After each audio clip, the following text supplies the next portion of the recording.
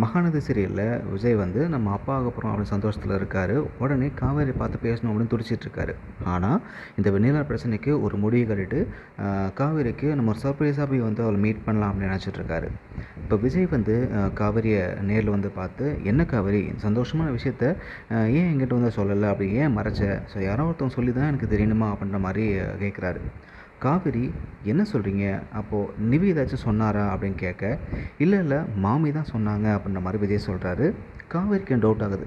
மாமியா, அவங்களுக்கு இந்த விஷயம்லாம் தெரியாதே, ஆமாம் நீங்கள் எதை பற்றி வந்து கேட்குறீங்க அப்படின்னு திரும்பவும் காவேரி கேட்குறாங்க.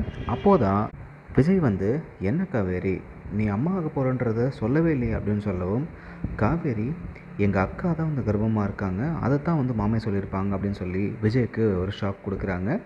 இன்னொரு பக்கம் இந்த யமுனா வேறு லூசுத்தனமாக நிவியை சந்தேகப்பட்டுருக்காங்க.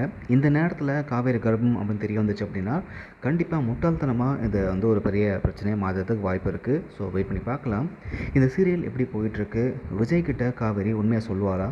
கமெண்ட்டில் சொல்லுங்கள்.